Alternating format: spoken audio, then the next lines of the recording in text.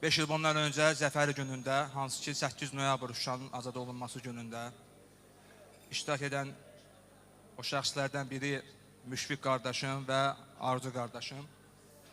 Onlar xüsusi təyinatlı qüvvələr tərkibində döyüşlərə qatılaraq bu şərəfli döyüş yolunu keçmişdirlər. Mən özüm xüsusi təyinatlı qüvvələr mənsubu olaraq belə bir gözəl qardaşları tanımağıma çox şadam.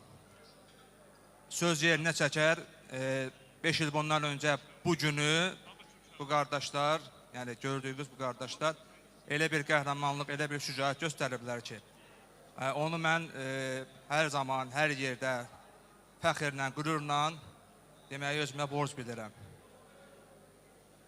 8 noyabrda gündüz saatlarında bizim dost bölmələrimiz düşmən puskusuna tuş gəlmişdilər və yuxarı komandanlıqdan aldığım tapşırığa əsasən həmin o heyəti puskudan, mühasirədən çıxarmaq lazım idi.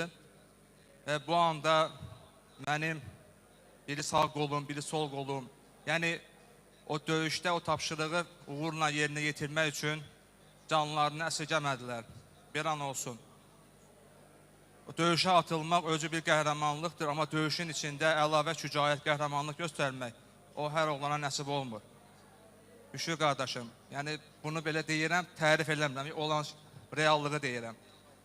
Orada 400 nəfərə yaxın heyət var idi. Onların puskudan çıxarılmasında və 163 nəfərin sağ şəkildə 19 nəfər yaralı.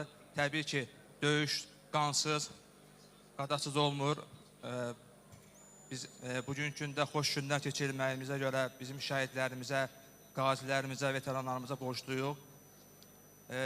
Həmin tapşırıqda şəxsən bu iki bizim döyüşçümüz mənim verdiyim təlimatlar əsasında həmin o heyəti puskudan çıxarmağa nail oldular.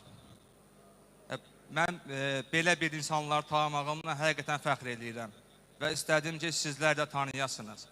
Bəlkə də Müşfiqi, iş yoldaşları, dostları, sinif yoldaşları, ailəsi bunu dərindən bilmirlər. Amma biz döyüş yoldaşları olaraq bugünkü gündə, belə xoş gündə